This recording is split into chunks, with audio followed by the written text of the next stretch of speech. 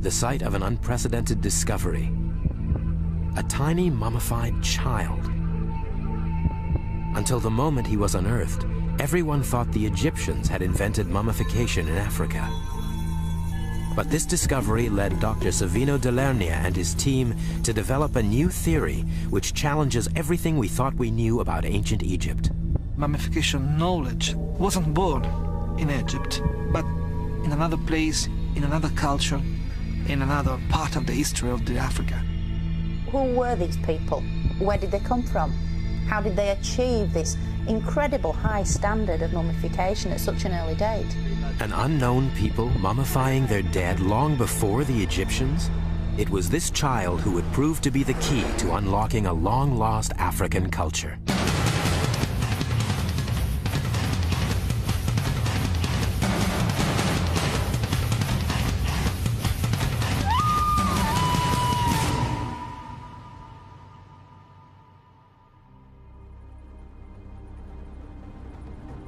The Sahara. This is the largest desert in the world. It's also one of the hottest places on Earth, and one of the most remote. Italian archaeologist Dr. Savino Dell'Ernia of the University of Rome has been driving for 2 days.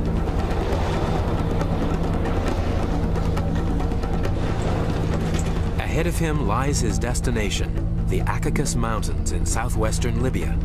It's a North African country. To the west is Algeria. To the east, Egypt.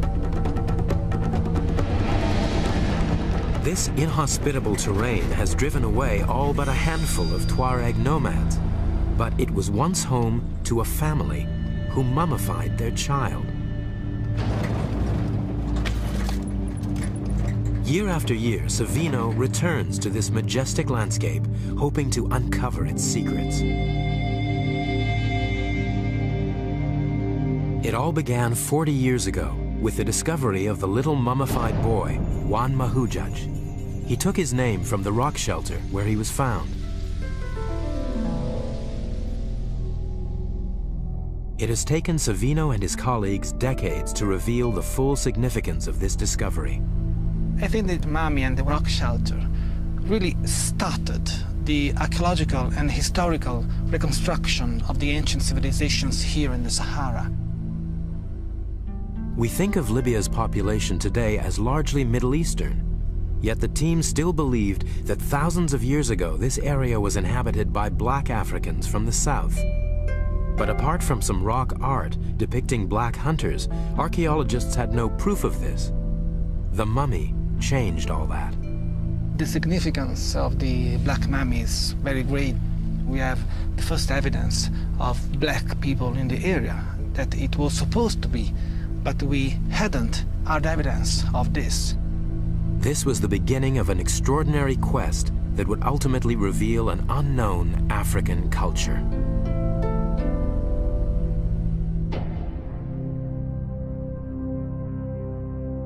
The Juan Mahujaj rock shelter is a simple place, a ledge just wide enough to provide shade from the midday sun. Savino has returned to the rock shelter, where he meets Tuareg tribesman Mr. Ramadani, who witnessed the discovery of the mummy. They focus on one small area, the place where Savino's predecessor, Professor Mori, actually found the mummy. It was still already visible because it was partially brought to light by natural erosion. So we have to imagine that the exact position of the Juan Mahujaj mummy should be somewhere just here. When a small sack came to light, no one was prepared for what it contained. They opened this sack and they found the mummy inside. So it was really amazing.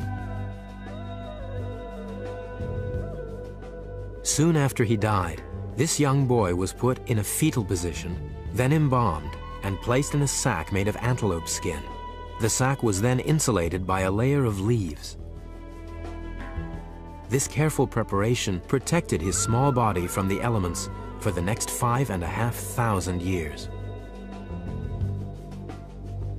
The Italian archaeologists knew they had found important evidence.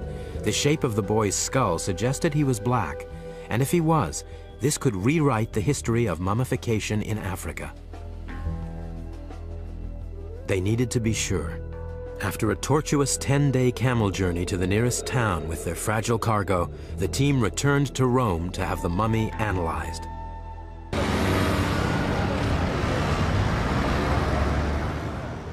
Dr. Giorgio Manzi of the University of Rome is the world's foremost expert on human remains in Libya, and his department boasts an impressive collection of Libyan skulls. The reason why the members of the Italian team in the 50s inferred that the child was a black child, a Negro child, is mainly a consideration of his face, especially the length here of the root of the nose, or also here, the moving forward of the mouth. The mummy's teeth also revealed his age at death. When the Italian team first examined the Ouamoudjad child, they looked at the teeth and found that he was very young. Especially using X-rays, it was easy to determine the exact age, looking at teeth still in the bone, in the alveolus. So the team had established that Juan Mahudzaj was a black, 2.5-year-old boy. But it was the results of the carbon dating which were so amazing. Juan Mahudzaj was 5,600 years old. This made him the oldest black mummy ever found in Africa. But where did he come from? Who had mummified this boy 1,000 years before the Egyptians supposedly invented mummification in Africa?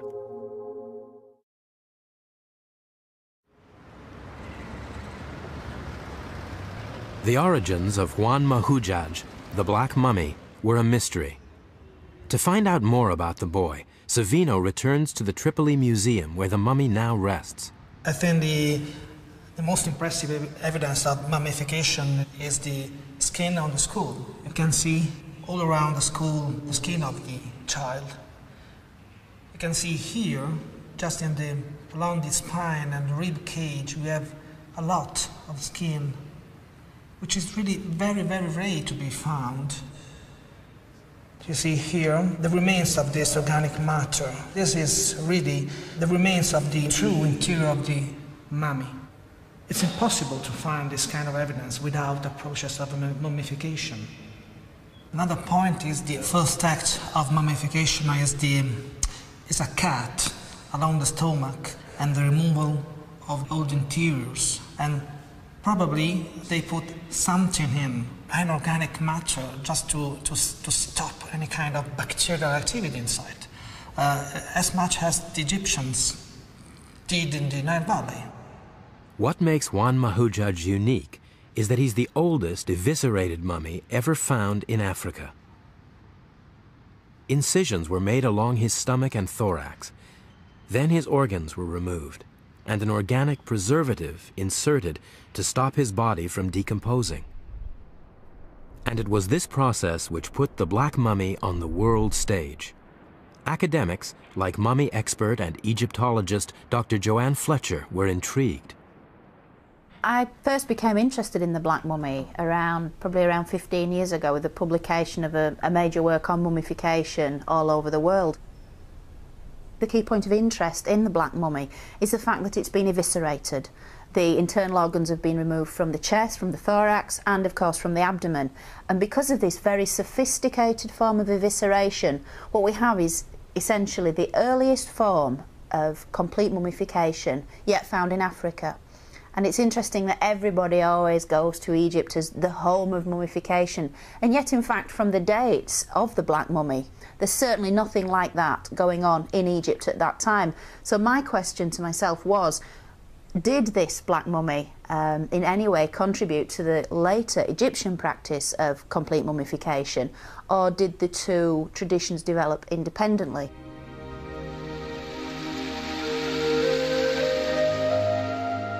Popular tradition has it that Egypt is the only ancient civilization in Africa.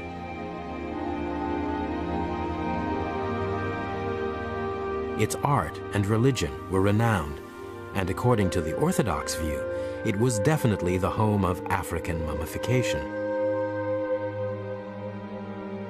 But there are those who believe that the Black Mummy is challenging this established school of thought.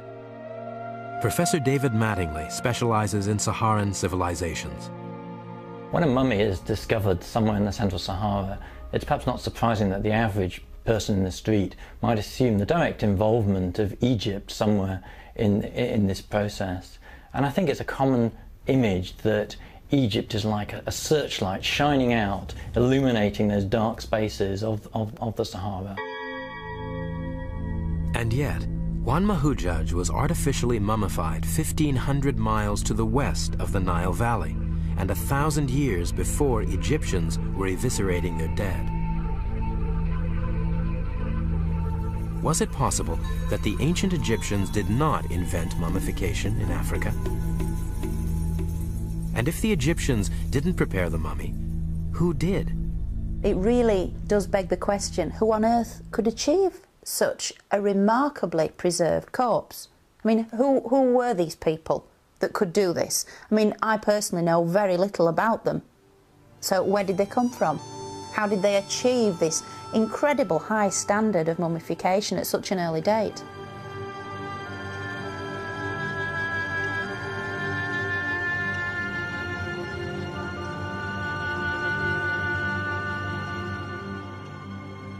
Finding out more about Juan Mahujaj's people and their culture is exactly what Savino de Lernia has been doing for the past 12 years.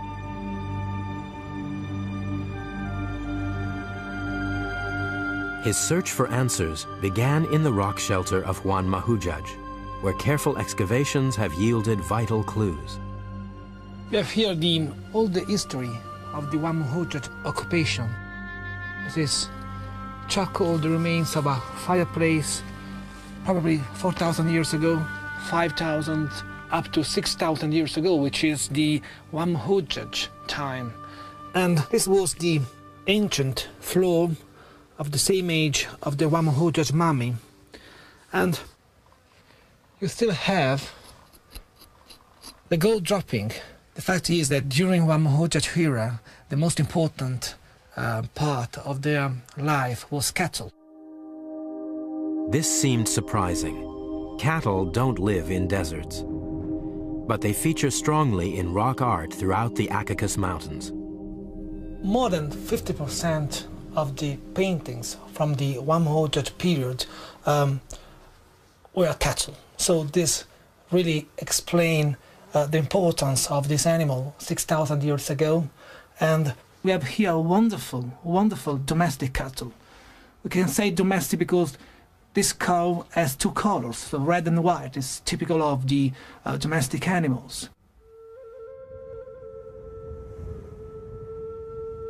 Cattle and goats. Juan Mahujaj's people were evidently animal herders. But how could they survive in this desert? The remains of a simple plant provided the first clue that the home of Juan Mahujaj once looked very different. During the Juan Mahujaj era, more than 5,000 years ago, 5,500 years ago, we have here evidence of pollen from Tifa plants, which are plants really very water demanding. Tifa plants still exist in the region, but they thrive only in oases. It was almost impossible to picture. But how credible is the idea that this area was once lush? It was time for the climatologists to provide some answers. 3, 2, 1, ignition and liftoff. One of NASA's satellites brought the Sahara to the attention of Dr. Kevin White. He now heads a team at England's Reading University, which uses the latest technology to study ancient environments. NASA scientists were looking at images of the Western Desert as an analogy of their studies of the Martian surface. And they were looking at it using radar instruments and comparing those with more conventional satellite images. And they discovered a whole series of buried river networks underneath what is now a sand sheet. The radar penetrated the desert surface to reveal an ancient system of river channels that once fed into vast lakes. So in this area we can see a very dense, interconnected network of river channels, which is completely invisible in the optical image on the left. These lakes dried up long ago and are now what the scientists call paleo lakes. Kevin White is using this technique to uncover similar channels in Libya's Central Sahara.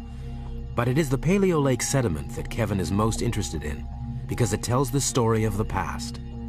Lake sediments tend to capture a lot of information about what was going on in the surrounding slopes and surrounding landscape, and we can start to reconstruct vegetation communities. We can start to reconstruct something of the hydrology, the nature of the water, and we also get a fossil record which can be useful in some circumstances. But as you can see, it's a bit of a difficult place to get into. To reconstruct these climates, the team needs to collect field samples for analysis. Kevin's colleague, Dr. Nick Brooks, is planning a trip to Libya using satellite maps. This is a difficult bit up here, up over that dune there. Come up over this way, and then there's definitely a gap through there.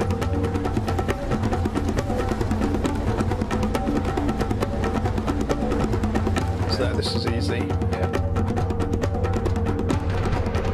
You've just got one more little dune to get over there, and then you reach this area through that gap there, I guess, and then over the top of that dune. If you can get up to this point here, then it's just downhill, really, down a big slip face there. You're there. This is a paleo lake. We know people were living here around about the time of Wan Mahujaj because we found pottery and stone tools from around that period.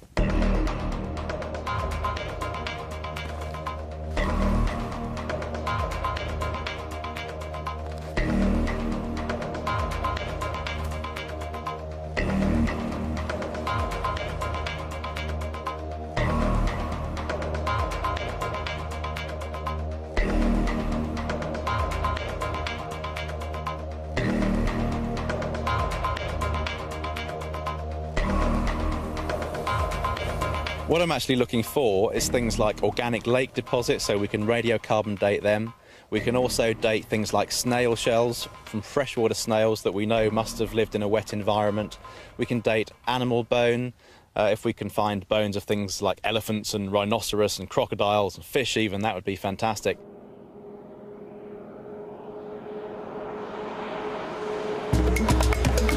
Taking the route up. Nick and Savino are colleagues.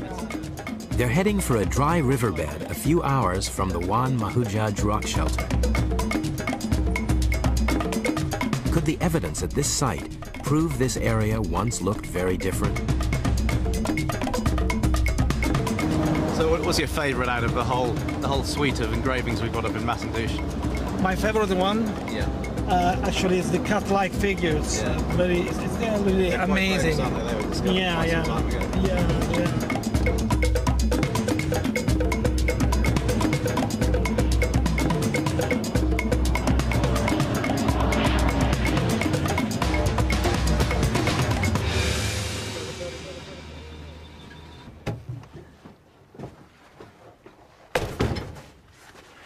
Masandouche is one of the most famous rock art sites in Africa. You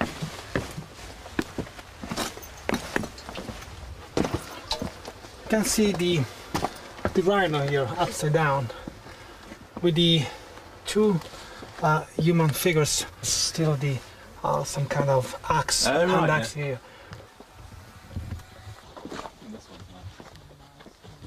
There is a lot of animals. There is the elephant and 2 or 3 giraffes with a lot of superimpositions. Yeah, it's quite complex. But the giraffe is really impressive. It's very well done. And Shame it's lost its nose, but it's still pretty good. yeah, and the 3 cat-like figures over there. And my favorite is the one on the corner, just with the I think it's a masterpiece of Yeah, the rock art yeah. in the Wadi Madandoush area. Hey, I think we found the giraffe's nose down here. Really? It looks like it, yeah. Yeah, you're So right. there we go. Yeah, you're right. It hasn't gone far.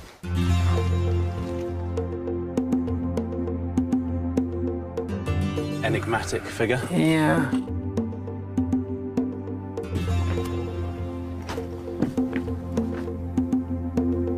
Another nice giraffe. Yeah, this could be a lion. The rib cage and the back is quite evident.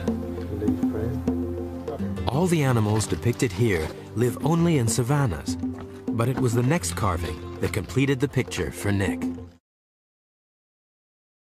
This is one of the most famous rock art engravings here in Wadi Madandoush. It's the representation of a crocodile with a wild fauna style, which is believed to be the oldest style of rock art here in Wadi Madandoush. It's really spectacular, and we know that things like elephants and giraffe and some of the other big animals can live in quite dry environments, not Yeah. as dry as we've got here today. Yeah. But this is really the final proof. This was a river, you know. Crocodiles Absolutely. don't live in arid environments. Yeah, so- absolutely. So looking at the carvings on the rock face here, we can, with a bit of imagination, speculate about what the landscape would have been like, what would have been going on. We'd probably be standing at the water's edge here, maybe when it was a seasonal river or something. We would have had maybe some hippos down here in the shallows. This probably would have been a dangerous place to stand because we would have had crocodiles coming out of the water onto the banks. There's a lot of animals, wild animals just in the place. Perhaps elephants coming down to the water. Over there where we would have had a savanna landscape, and I saw a lion on the rock carving, so perhaps we would have had lions hunting the giraffe and hunting gazelles or whatever, as well as the people that were here hunting the animals. It's a piece of African landscape. Just like you'd see in southern Africa today, like Zimbabwe or Yeah. Tanzania or Kenya today, parts of those countries.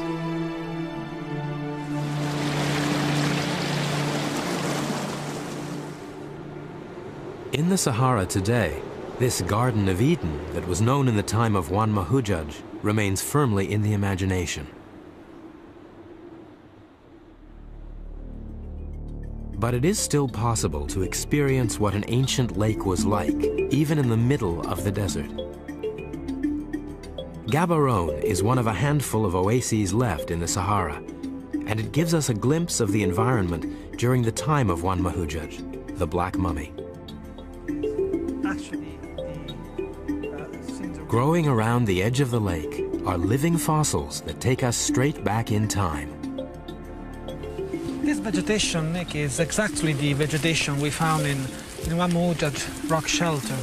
And we actually found the pollen grains in the excavation, and they are 5,500 years old, so it's exactly the same vegetation. So this means that at the time of Juan Mahujaj's mummy we had this kind of plant, so this kind of environment, so it means a lot of water in the immediate surroundings of the shelter. Yeah. Yeah, so what we're seeing is a fossil, it's a It's, relic. it's a from the relic, past. yeah, it's a relic from the past. Yeah.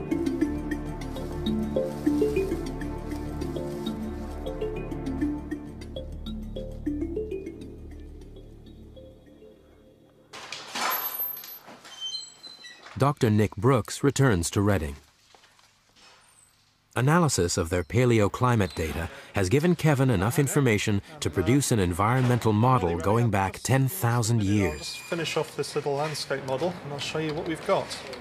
Pretty exciting. Okay, let's give it a try. The lake's reconstructed according to our field data. So we're going right quite deeply into the sand sea here. Yeah, It's easier flying over it than driving through it. and it's a lot quicker on here. The model takes us back from the arid present day, through the time of Juan Mahujaj, to when the Saharan climate changed dramatically, covering the dunes with vegetation and turning the valleys into lakes. It all happened 10,000 years ago, when a shift in the Earth's axis caused the tropical monsoons to penetrate further north, right into the central Sahara. And with these rains came the ancestors of Juan Mahujaj. 10,000 years ago, humans, black humans coming from the south, following the monsoon belt, occupied the central range of the Sahara. This led to the first occupation of the Central Sahara, and we have these black people in the central ranges, in the Caucasus Mountains and in the immediate surroundings. And they were not the only ones. Around 7,000 years ago, people from Mesopotamia and Palestine arrived, introducing cattle and goats into the Central Sahara.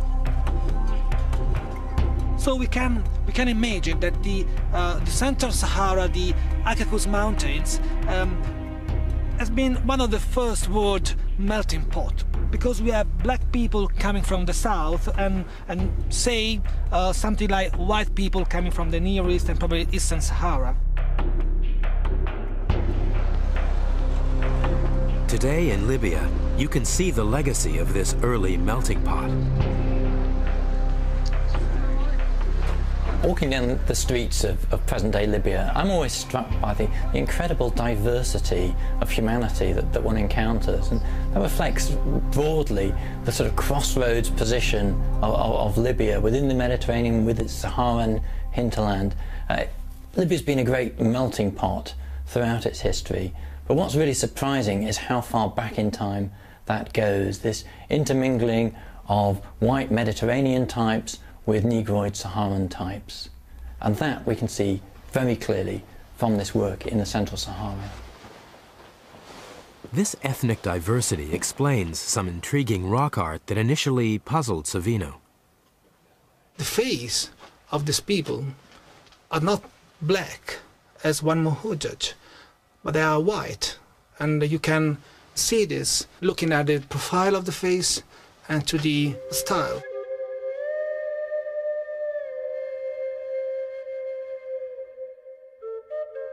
It is this mixed-race culture which mummified Juan Muhajjaj. But what kind of society did this young boy live in? We should imagine that we have here probably 4 or 5 families, 25, 30, 40 people living here. They used round huts. Each family has probably 2 or 3 cows and probably 10, 15 goats. Rivers, trees, bushes, really, it was a different environment. And they had time. They had time to stay here, and people sitting down and prepare things. You have to imagine that these people had to meet and to discuss and even to claim rights over land, pastures and water. So it means social obligations, it means cultural rules.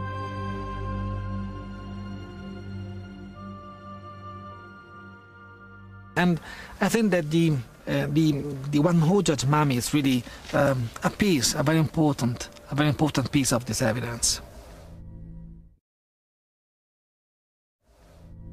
What else can the black mummy tell us about this society? One important clue is the ostrich eggshell necklace that he was still wearing, unbroken, when he was first discovered. We still have some few beads of a necklace of ostrich eggshells. In ancient societies, the inclusion of grave goods indicated ritual and ceremony. And the mummification process suggested something else. Even though Juan Muhajjaj is the only complete Saharan mummy ever found, these people had been mummifying their dead for hundreds, if not thousands of years before the boy died. The thing about the Black Mummy is the very sophisticated form of evisceration. Now this is a really sophisticated form of mummification, and it wouldn't have just appeared from out of nowhere. The Black Mummy is obviously almost the end result of a very complex development in this very highly skilled procedure. Was Juan Muhajjaj mummified because he was special? The family of Juan Muhajjaj, we can say, was not particularly rich or particularly powerful. The fact is that this kind of pastoral society were quite egalitarian in their social organization. The fact that this is a very small child that's been mummified with a great deal of care and attention suggests that this is a society which doesn't necessarily judge individuals by their achievements. So the fact that people were obviously mummifying those in society who are frequently regarded as the least important, the children, presumably in the hope that they would live again in some form of afterlife, can, I think, tell us a great deal about those responsible. There's obviously a great deal of compassion and love that would have gone into such a procedure, and a desire perhaps to keep the dead child with one at all times. But it was the date Wan Mahujuj was mummified that raised the key question. Did mummification in Africa begin here in the Central Sahara? We have here, really, in this very place, the oldest mummy in Africa. Is more than 5,000 years old and is at least 1,000 years older than the Egyptian mummies. So this means that the mummification process, the mummification knowledge, wasn't born in Egypt, and we have here the first evidence of this. So it's really very tempting to suggest some kind of, say, movement or some kind of circulation of ideas from Central Sahara spreading out up to the Nile Valley. So it is really tempting to do this, but as an archaeologist I need hard evidence to do this. Savino knew that many of the descendants of the Black Mummy had been forced to move out of the Central Sahara just 500 years after his death. The environmental work confirmed another dramatic climatic change around 5,000 years ago, returning the Sahara to its present arid state. Again, you have to imagine that the prehistoric times were heavily affected by climatic changes, and climatic changes were very, very hard in this part of Africa. So some 6,000 years ago, and once again 5,000 years ago, we had arid crisis here, and people had to move. Was it possible that Wan Mahujuj's people had moved east to the fertile Nile Valley, taking with them their mummification knowledge? Or had the two traditions evolved independently of each other?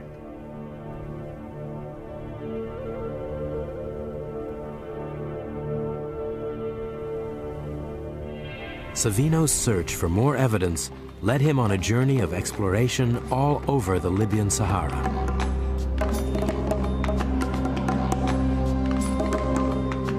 Was there a link between the Saharan culture and the society of Egypt's Nile Valley? And, more intriguingly, were there any other Saharan innovations which influenced ancient Egypt? The search took years. But eventually he found his first clue.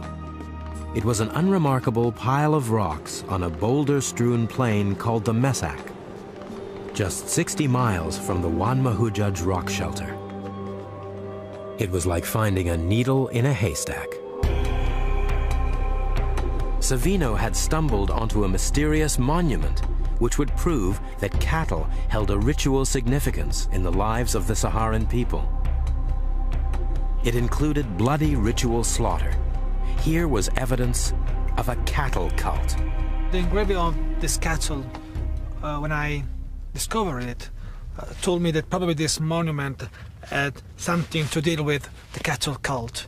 And so I decided to excavate this circular monument, and we found the bones and charcoal of cattle. So this was really the very first hard evidence, archaeological evidence of some kind of ritual connected to the cattle cult.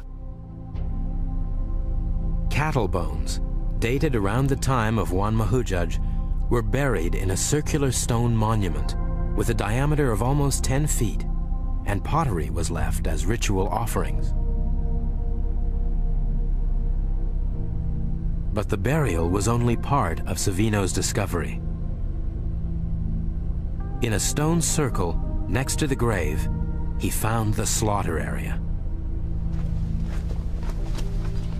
what is tempting to suggest that probably the cow, which the cow has been actually killed here, and probably people prepare the cattle, they share their meat, and after they made some holy fire to start with their ritual, and after that they just bring a small part of bones, and they put a part of these bones just inside this monument, and another small part just at the base of the engraved slab.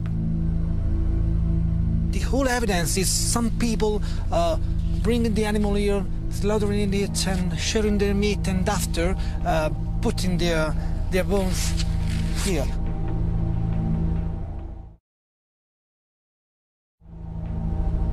Savino believes an arid crisis inspired the Saharan people to pray for rain and sacrifice what was most precious to them, their cattle. And cattle rituals also played an important role in the Egypt of the Nile Valley.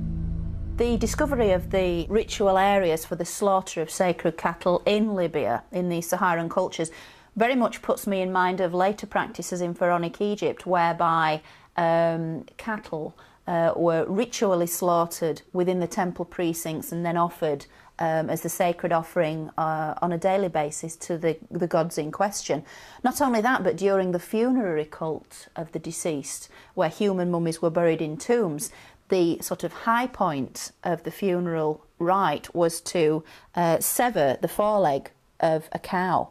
And while it was still quivering with life, offer it to the mouth of the deceased in order to transfer the life which still could be seen twitching in this severed limb. This would be then transferred into the body of the deceased human, with the hope, the fervent hope, that these people would then live again in the afterlife.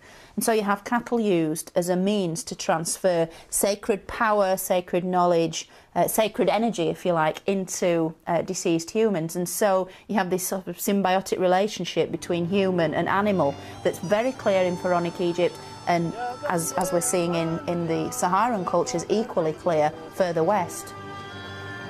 So the Egyptian idea that cattle provided a channel between humans and gods was not a new one.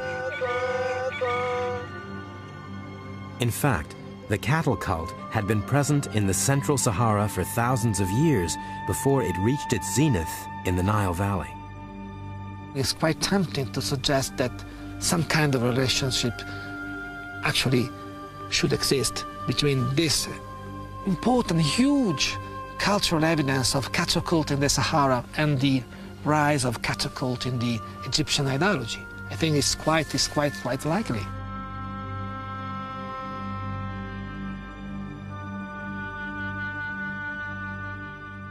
Savino had established that, like in Egypt, both mummification and cattle cults were central to this Saharan society. And then, in a dry wadi less than a mile from the cattle monuments, he found something even more conclusive. An engraving of an animal-headed figure. The most exciting subject of this engraving is surely the dog mask. This kind of human beings mask bearing are actually one of the most important subjects represented in the Messac area. We can understand the age of the engraving from the color, which is very black. It means very, very old. What is the relevance of this kind of dating from these engravings is that the presence of human beings mask bearing, and in this case we have dog mask, is much older than the kind of evidence we have in the Nile Valley. Although organic matter in the crevices of the engraving was carbon dated to 5,600 years, Savino believes this carving could be as much as 1,000 years older. I find it very interesting that these animal-headed human figures exist outside of Egypt at such an incredibly early date. And then later in Pharaonic culture you find exactly the same motifs repeated in the very sophisticated Egyptian art form. The Egyptian god Anubis has become one of the most recognizable symbols of ancient Egypt. This is Anubis, the ancient Egyptian god of embalming and the guardian of the dead.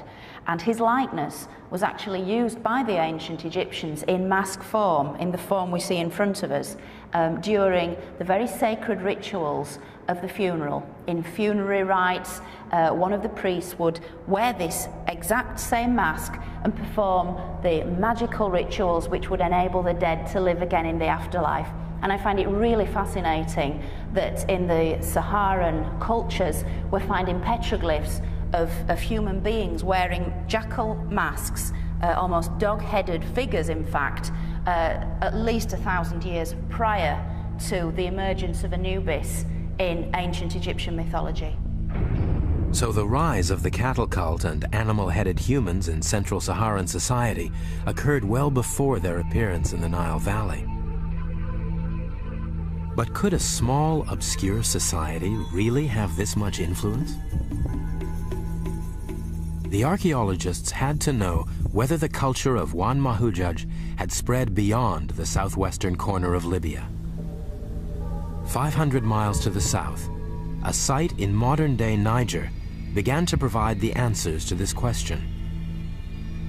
In the 1980s, French archaeologists uncovered pottery, human burials, and rock art, which were all almost exactly the same as the evidence found in Libya by the Italians. And similar artifacts were found throughout North Africa. It looked like this culture was far more widespread than anyone had ever imagined. So we have just here Tripoli, we have here Cairo and the Nile, and just in the center we have the Caucasus Mountains. And we have Algeria, Libya, Egypt, and Sudan, and Chad, and Niger, and Mali. So this area is bigger than Europe, so it means that all this very, very large extent was inhabited during ancient times by the same ancient African Saharan culture. The size of this culture was extraordinary. It spanned most of North Africa, from Mali to the western fringes of Egypt itself.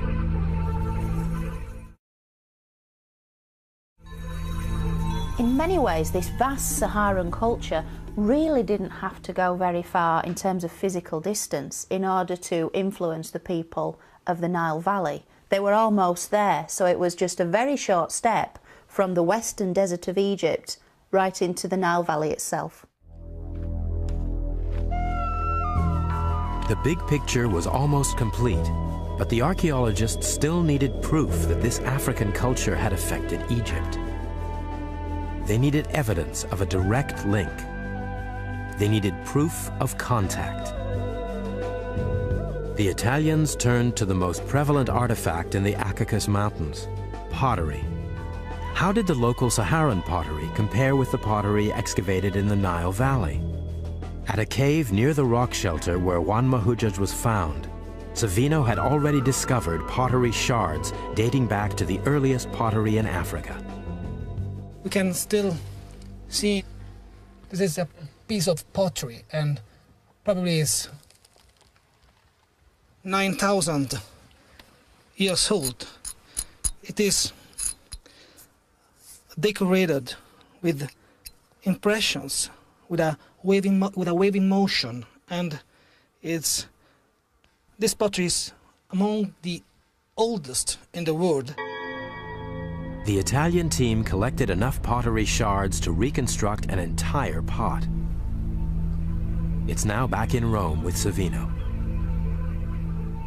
This is the pottery we have in the area of Juan Mahujaj. It's typical for the kind of decoration, probably 6,000 years old. This kind of decoration, which it is made with impressions, with a stick.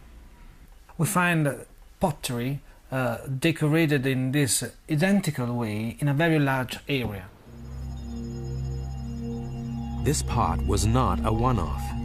It had a distinctive Saharan style. It was completely different to the undecorated pottery found near the Nile. But excavations in the Nile Valley reveal that around 6,000 years ago, there was a dramatic influx of the highly decorated Saharan pottery. We have archaeological excavation sequence, especially in Sudanese Nile Valley, with local pottery, 10,000, 9,000, 8,000 years old. And after, quite suddenly, we have the arrival of Central Saharan pottery, which is quite different from a technical point of view. So it means that either people or, in my view, ideas and this kind of communication arrived in the southern Nile Valley some 6,000 years ago. Was this the final piece of the puzzle? Had the archaeologists found proof that the Saharan culture influenced the Nile Valley? And if so, what had happened to these people? Despite their influence and sophistication, all but a few traces of this Central Saharan culture have disappeared. It's as if their whole history had literally been covered by the sands of the Sahara. But archaeologists are ensuring their innovations did not die with them.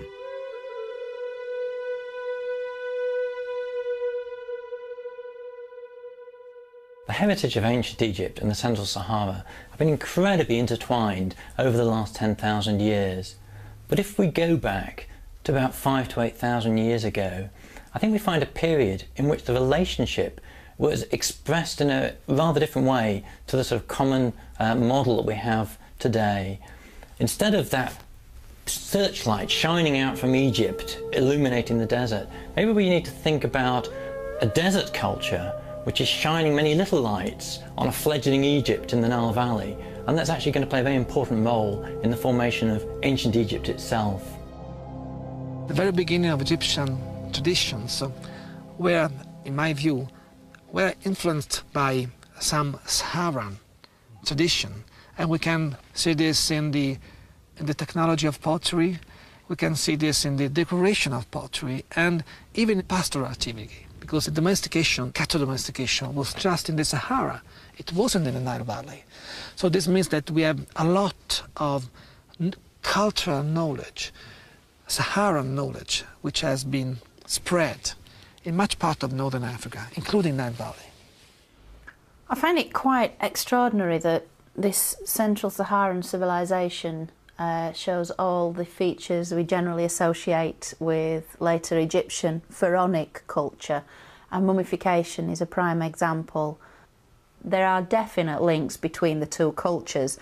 As to which came first, most Egyptologists would like to think Egypt, but I think a lot of this information from the Saharan cultures really must make us think again.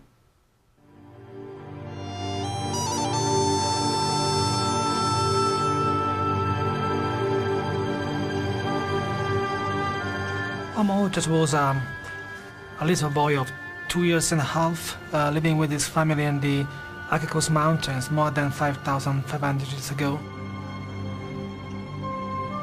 He lived in a rich savanna environment. Even so, he died before he reached the age of 3.